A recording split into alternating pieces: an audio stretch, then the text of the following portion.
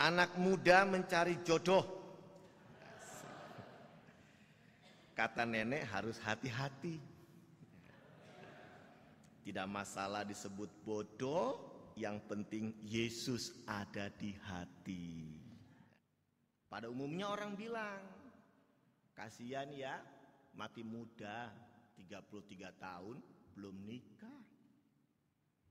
Kasihan ya, mamanya punya anak disalib. Malu sekali.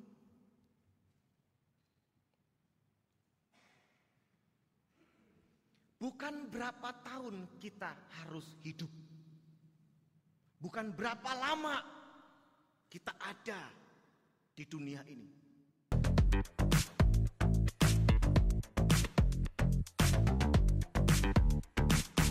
Seperti Bapa telah mengasihi aku, demikian juga aku telah mengasihi kamu. Tinggallah di dalam kasihku itu.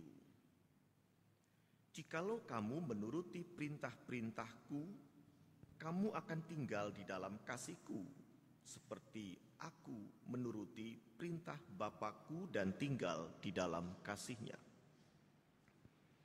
Semuanya itu kukatakan kepadamu, supaya sukacitaku ada di dalam kamu dan sukacitamu menjadi penuh. Inilah perintahku, yaitu supaya kamu saling mengasihi seperti aku telah mengasihi kamu. Tidak ada kasih yang lebih besar daripada ini, yakni seorang memberikan nyawanya demi sahabat-sahabatnya. Kamu adalah sahabatku jikalau kamu melakukan apa yang kuperintahkan kepadamu. Aku tidak lagi menyebut kamu hamba, sebab hamba tidak tahu apa yang diperbuat oleh tuannya. Namun aku menyebut kamu sahabat, karena aku telah memberitahukan kepada kamu segala sesuatu yang telah kudengar dari Bapakku. Bukan kamu yang memilih aku, tetapi akulah yang memilih kamu. Aku telah menetapkan kamu supaya kamu pergi dan menghasilkan buah, dan buahmu itu tetap, supaya apa yang kamu minta kepada Bapa dalam namaku diberikannya kepadamu.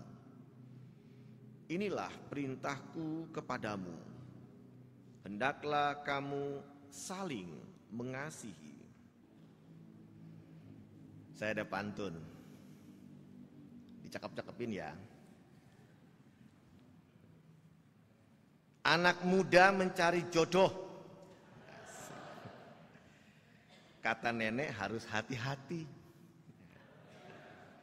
Tidak masalah disebut bodoh, yang penting Yesus ada di hati. Nah itu dia, yang penting Yesus ada di hati. Pantun kedua ya. Pulang gereja beli soto kikil, bungkus satu buat si emak. Biar kata gaji masih kecil, sayangi pacar selalu yang utama. Cakep mulu. Ya itu yang punya pacar ya yang punya pasangan lah ya. Lagi ngejomblo maaf ya, nggak termasuk. Kalau kita menghitung waktu lebih mudah adalah di saat kita tahu hari ulang tahun kita. Dan kita baru merasa sudah berapa tahun kita ada di dunia ini. Dalam kehidupan yang Allah izinkan. Saya tahu ketika usia semakin bertambah, kalau ditanya umur dia nggak mau jawab. Bu, berapa umurnya? Kira-kira begitulah. Kalau masih remaja muda, berapa umurnya? 17 tahun dong. Gitu. Berapa? 25 tahun. Berarti ada satu kondisi di mana dalam tahap tertentu, di usia tertentu, seorang itu berpikir, aku teh geus tua. Malu teh udah tua. Dia bercermin, so banyak perubahan dang, kata orang Manado. Kiapa kita so tua begini ya. Ada orang yang langsung menilai diri dengan usia itu, yang sudah tua itu, hidup kok gini-gini aja ya. Gak semangat. Sesuatu yang membuat dia kadang menjadi pesimis atau bahkan apatis, gak peduli lagi. Apalagi ditambah dengan kondisi yang sedang dia hadapi dalam kesulitan, kesukaran, dalam persoalan. Ya sudahlah, hidup mah hidup aja. Gimana Tuhan gitu. Pasrah. Walaupun juga ada seorang yang tahu, wah saya masih banyak kesempatan, saya masih banyak peluang, harus lebih berusaha, target lulus, target kerja, target nikah, target punya ini itu. Wis, mantap. Jadi ternyata orang menilai diri itu berbeda-beda. Nah, sekarang kita ditanya, Bapak Ibu Saudara, pertanyaan refleksi adalah, sebenarnya untuk apa Anda dan saya hidup dengan segala kondisi yang kita rasakan ini? Rutinitas yang kita kerjakan. Hari Minggu ke gereja, pagi berangkat, setelahnya pulang, aktivitas di rumah, pagi-pagi bangun, seorang ibu bisa dia belanja ke pasar, pulang dia masak, lalu olahraga senam kecil, sajikan makanan buat keluarga, atau ada orang yang kerja pulang sore atau malam atau bahkan shift malam dan sebagainya. Rutinitas yang membuat orang, apa yang ku cari gitu kan. Di sini untuk apa saya hidup? Mungkin pertanyaan yang enggak laku untuk beberapa orang. Enggak penting itu, yang penting kerja, yang penting sekolah, yang penting ya yang ku mau capai. Tapi kalau kita merenungkan hidup ini untuk apa, itu berarti bahwa harus diakui hidup saya dan Bapak Ibu itu punya batas di ujung. Atau batas di hari ini. Kita enggak pernah tahu berapa usia kita akan berhenti. Tadi saya semalam ya baca warta, ada keluarga yang berduka kehilangan anggota keluarganya. Tidak pernah kita merencanakan itu, tapi itu terjadi. Ada seorang yang sudah tua berpikir, Tuhan aku mata siap-siap teh mau Tuhan panggil, mau meninggal. Yang mendahului anaknya atau bahkan cucunya. Kan kita tidak pernah tahu tempat dan di mana kondisi kita berada. Maka di sini saya mengajak kita, mari dalam hidup ini bukan tentang apa yang sedang Anda kejar, yang Anda inginkan, tetapi untuk apa hidupku di usia ini. Kalau judulnya secara sinodal, gereja yang bersaksi dengan menghidupi kasih Allah. Ada satu kesaksian kita, tetapi yang kita saksikan adalah kehidupan dalam kasih Allah. Bukan tentang kita, keegoisan kita. Nah, sehingga dari bacaan itu ada 3 hal Bapak Ibu yang saya akan ajak kita menghayati firman Allah untuk kita mampu bersaksi menghidupkan kasih Allah dimanapun dan kapanpun dan oleh siapapun kita dan berapapun usia Anda dan saya. Pertama, awareness. Milikilah kesadaran diri. Ini saya nggak tahu, tiba-tiba logatnya Jawa ya. Saya biasa nggak begini kalau khotbah nih. Ya karena saya memang orang Jawa ya Bapak Ibu Saudara, tapi oke lah. Tapi saya mau katakan ada suatu suasana ketenangan. Ya, kalau melihat orang Jawa itu dia tenang, alon-alon seng kelakon, gitu kan. Itu berarti bahwa untuk memiliki sebuah kesadaran mungkin akan mudah. Kalau orang biasa hidupnya tenang, ya, tidak gerasa gerusuk, gitu. Dan ini berarti apa? Kita akui bahwa kita itu punya ritme yang kadang selalu cepat, buru-buru. Kadang kita ngos-ngosan. Dan jeleknya adalah kita nggak bisa menikmati aktivitas itu sendiri. Kita nggak bisa merasakan sesuatu yang indah, yang baik dalam aktivitas kita, pekerjaan kita, belajar kita, dan lain sebagainya. Karena kita mau cepat, mau sampai ke tujuan, mau mendapatkan hasil segera, tapi prosesnya kita nggak merasakan itu sesuatu yang penting. Maka miliki kesadaran diri kita bahwa kita sedang hidup. Cubit kulit kita, sakit opora? Enggak ya. Kalau gitu kurang kencang, coba Bu, Pak, cubit. Om, tante, anak muda, remaja, cubit. Kalau itu sakit, kita masih hidup. Dan terkadang kita tahu kita masih hidup di saat kita mengalami sesuatu yang merugikan diri kita, seperti sakit gigi, sakit tubuh kita masih dirawat, terbaring di rumah sakit tak berdaya, gak bisa ngerjakan apa-apa.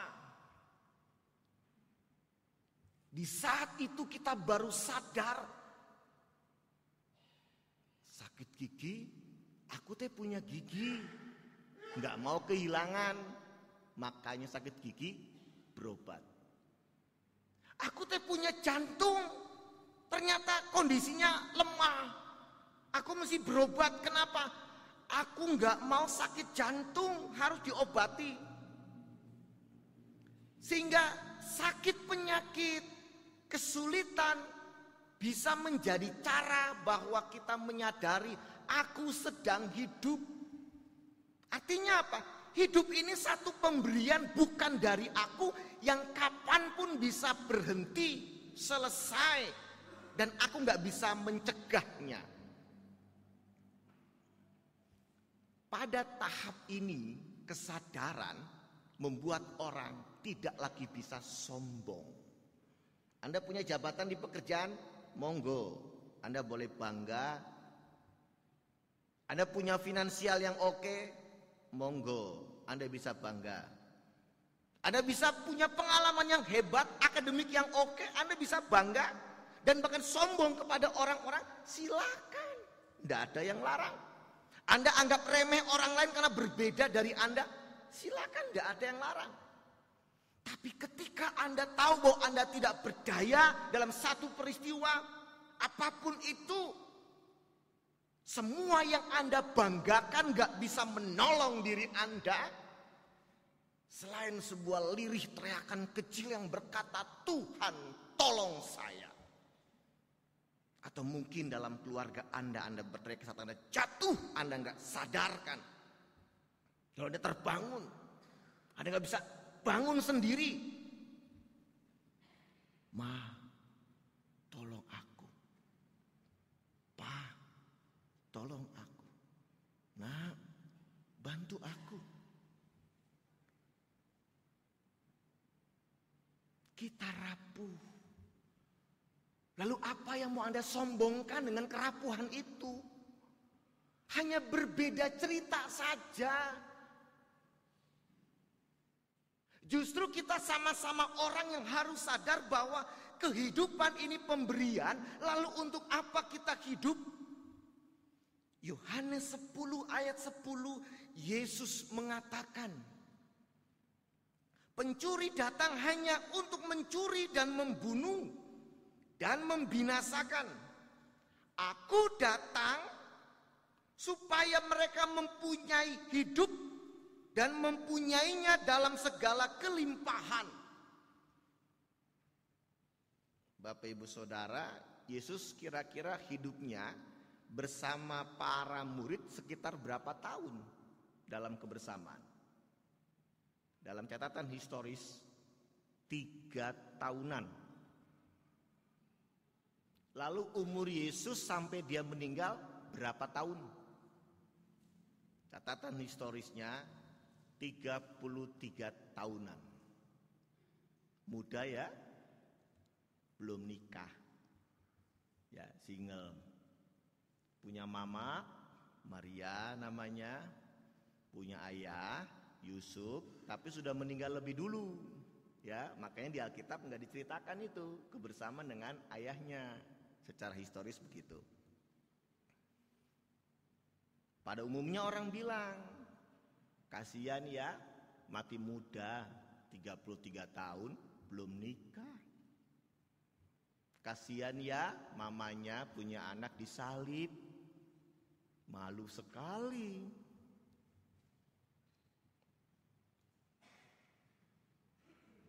Bukan berapa tahun kita harus hidup. Bukan berapa lama kita ada di dunia ini. Tetapi berapa banyak sudah hidupmu bermanfaat buat dunia ini di mana Anda berada.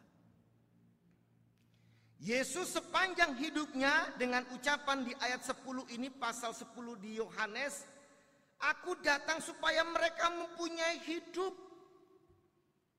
Tidak ada ketakutan ku sebarkan, tidak ada ketakutan ku ucapkan. Yang ada aku membuat mereka terhibur, punya pengharapan, punya semangat dan kehidupan yang baru dengan segala pergumulan mereka. Yang sakit disembuhkan.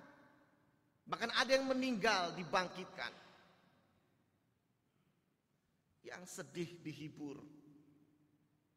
Yang putus asa diberikan harapan. Maka banyak orang ingin datang kepada Yesus dan ingin dikunjungi Yesus. Wow, keren amat Tuhan Yesus. Hidup yang sangat singkat. Menjadi garam dan terang dunia. Dan memberikan rasa. Maka dari ucapan Yesus itulah berarti bahwa kita pun harus menghadirkan kehidupan, bukan ketakutan atau bahkan kengerian pada banyak orang. Di mana? Di setiap lingkungan di mana Bapak Ibu Saudara berada.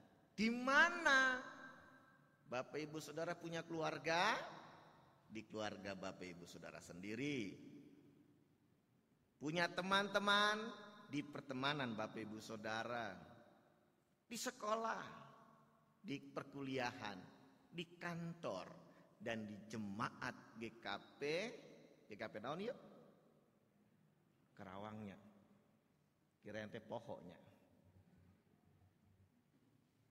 Ketika kita membuka mata, aku di mana? Hadirkan diri Anda. Pak, mau lihat ya. Bapak main musik teh bagus. Ya. Itu arti skillnya, punya talent bermain musik digunakan di ibadah minggu. Ya Pak ya. Bukan cuma di kondangan, ya, di sini juga. Berarti mau lihat ya buat Bapak Ibu penatua, kesiapan melayani jemaat ya. Makasih ya, keren. Pro kantor apa kantoria? Ya, pemuji ya, makasih ya, datang pagi-pagi ya, hanya untuk memandu lagu buat kita. Orang bilang, Pak Pendeta eta teh biasa, jadwal. Iya sih.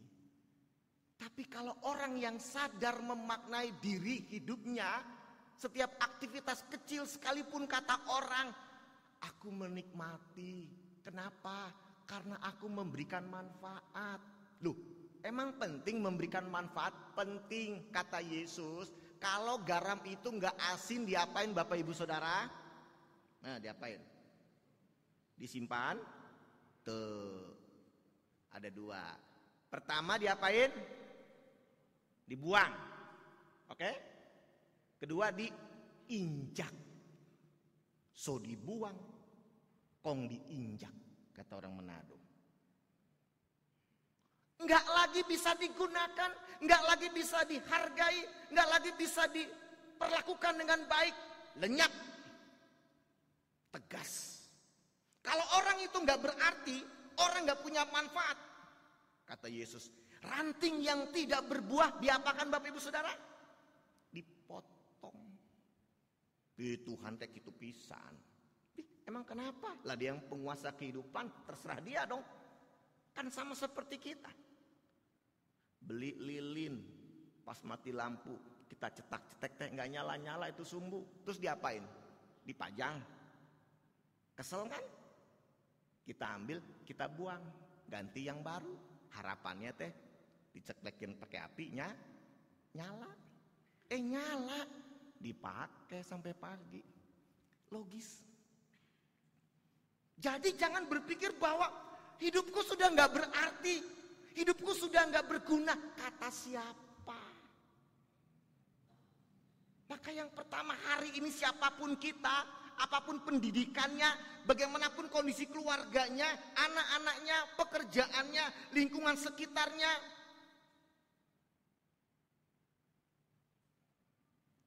Anda harus sadar, hidup ini berarti dengan kebermanfaatan diri Anda. Siapkan diri Anda.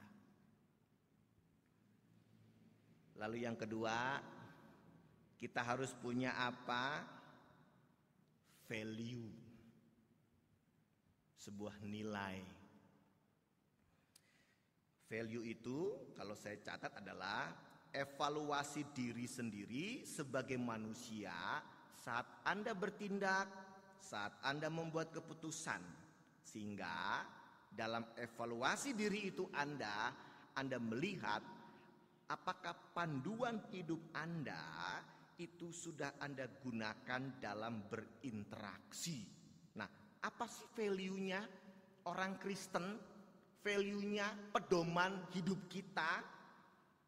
Kita lihat Yohanes 15 tadi ayat 9. Nah, saya ajak baca sama-sama biar nggak ngantuk. Sok buka Alkitab yang bawah. Yohanes 15 ayat 9 sama-sama. Oke, sudah. 3, 2, 1. Seperti demikianlah juga tinggallah. Jadi value-nya apa? Kasih atau cinta. Itu pedoman hidup kita. Maka mari kita koreksi, buka mata kita apakah sepanjang sikap hidup Anda, interaksi Anda dengan orang lain, kasih itu mendasari hidup Anda. Bagaimana Anda menghadirkan diri Anda? Adakah kasih yang orang lihat? Waktu ngomong, waktu bersikap, berperilaku, adakah kasih? Kan suka ada orang bilang gini, kalau lagi ribut kan, suaminya bilang, "Mama kok gitu sih? Gak berubah-berubah." Kata istrinya, "Pak, aku teh dari pacaran sudah begini. Inilah gayaku, inilah aku dari sononya. Kenapa papa mau terima aku? Kalau enggak, ya sudah, pergi aja." Bapak Ibu, dalam ucapan itu terlihat orang merasa inilah saya. Ketika dikoreksi, tong gitu-gitu amat atuh Bu. Jangan galak-galak. Emang saya begitu, mau diapain? Ngebela diri kan. Kalau nggak suka, ya udah, tidur di luar.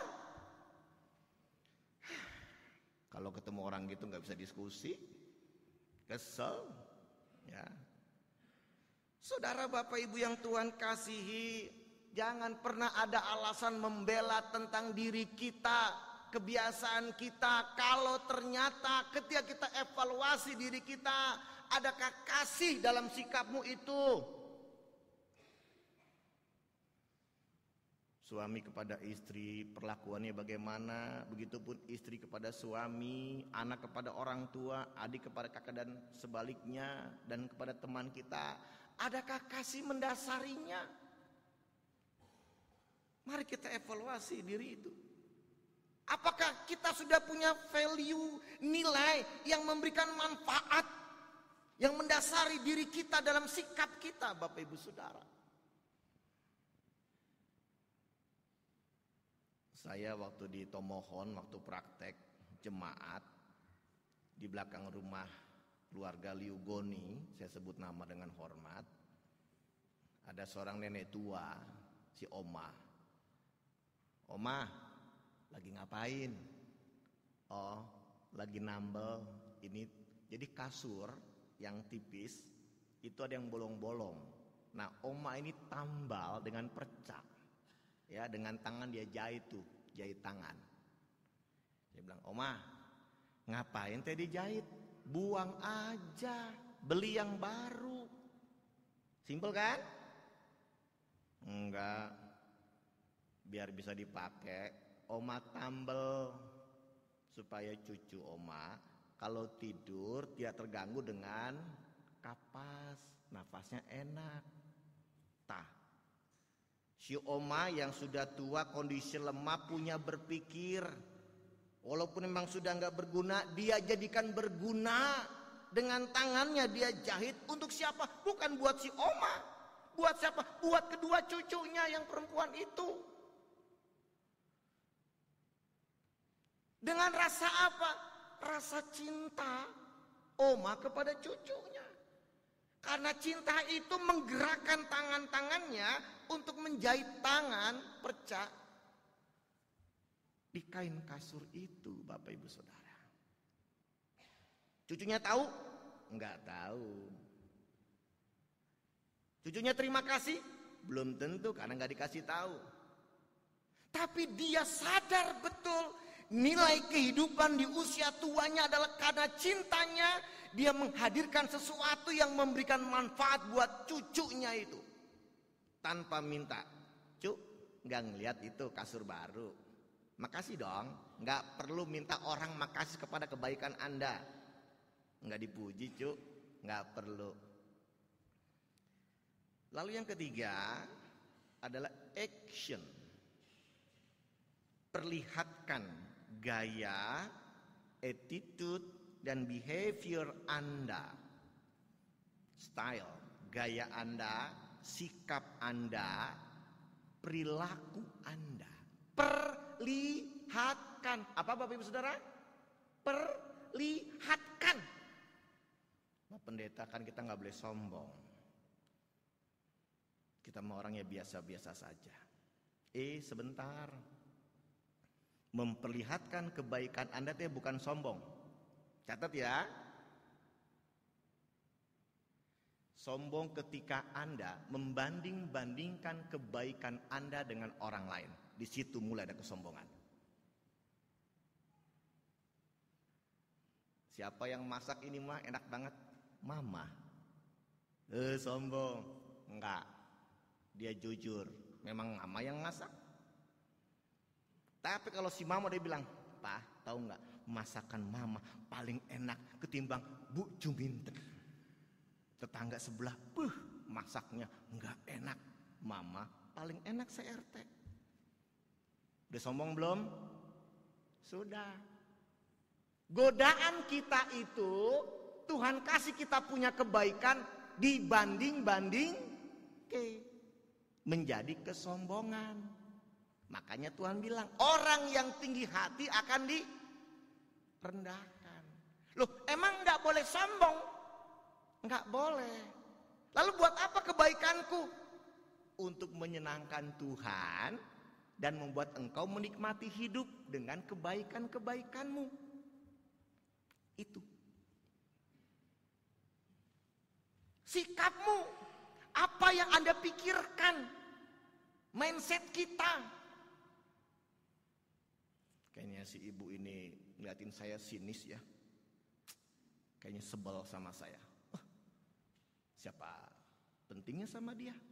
Sudahlah, nggak ku temani dia. Ku tinggalkan saja dia. Anda menilai sikap orang dengan cara berpikir negatif Anda ke orang itu sikap. Harusnya kan gak gitu. Teh ibu kenapa? Mungkin lagi pusingnya, ketemu saya melengos wae, gak apa-apa. Mudah-mudahan Tuhan memberkati, cepat sehat, sembuh, sukses. Doa.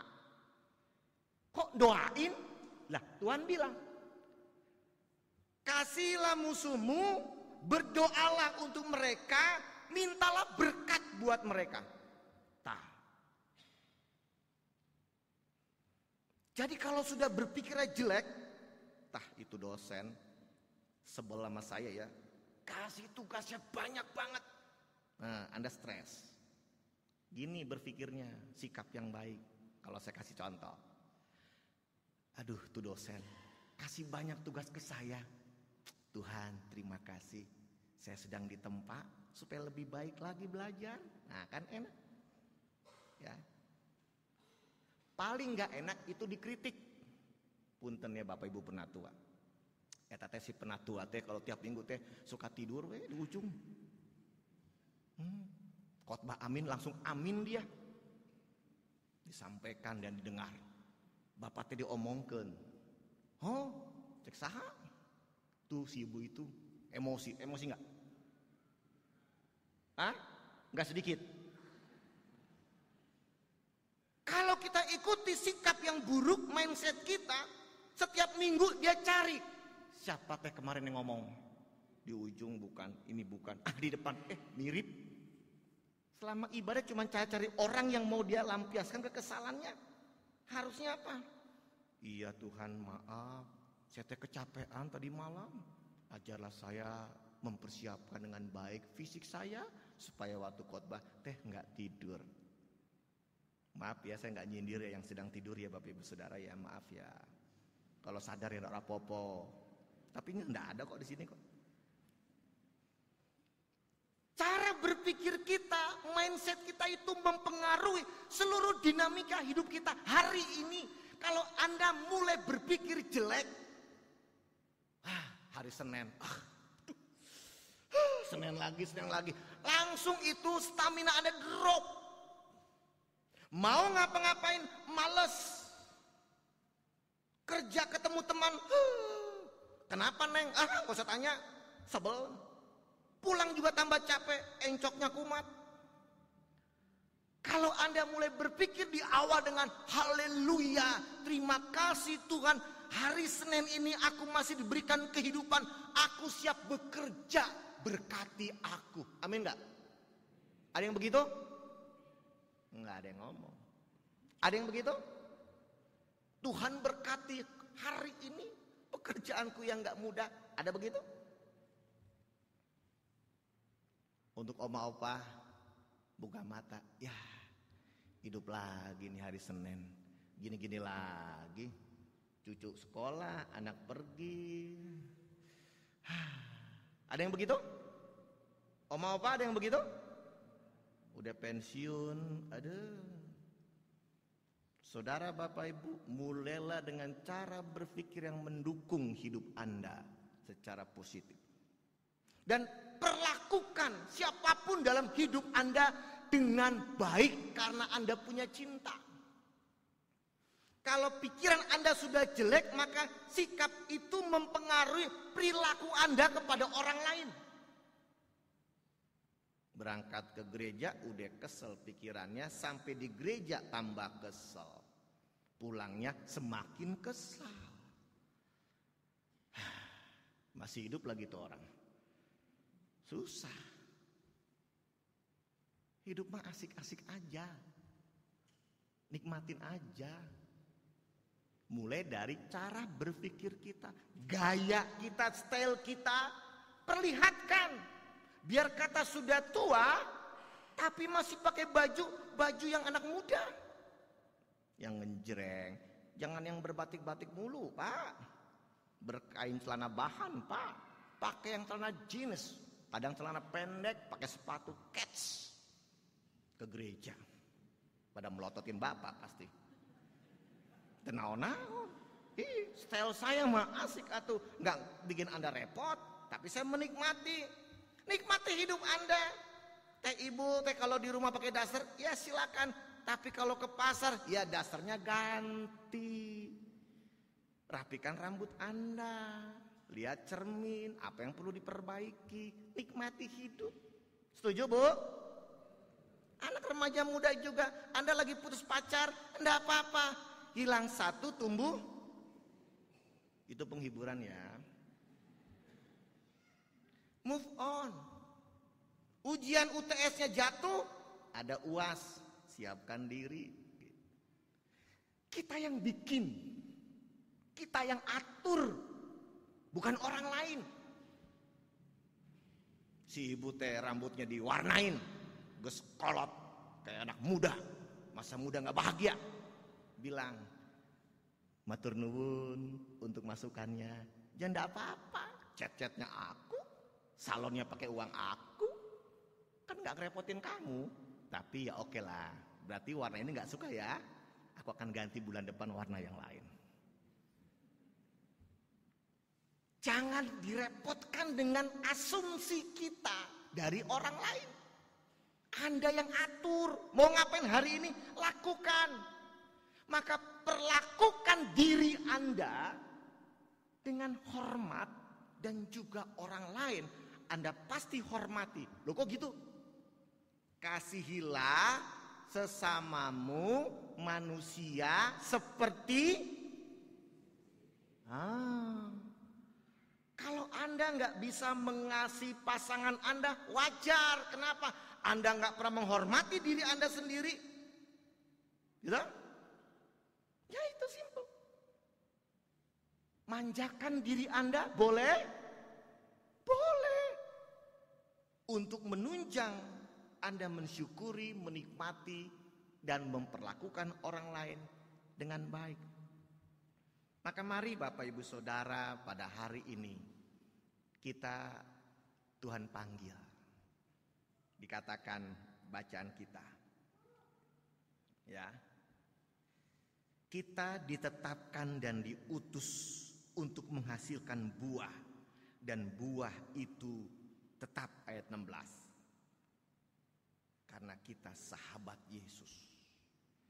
Hadirkan apa yang dia minta sebelum kematian kita menjelang.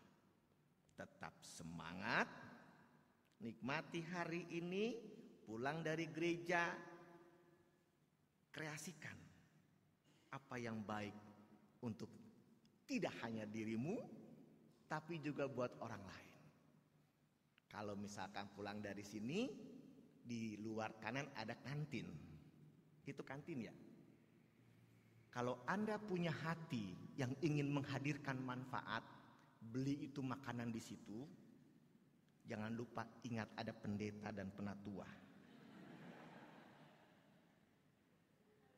Ini enggak promosi kalau sadar, ya. Tapi itu keindahan hidup bersama. Nikmati kebersamaan Anda. Tuhan Yesus memberkati. Amin.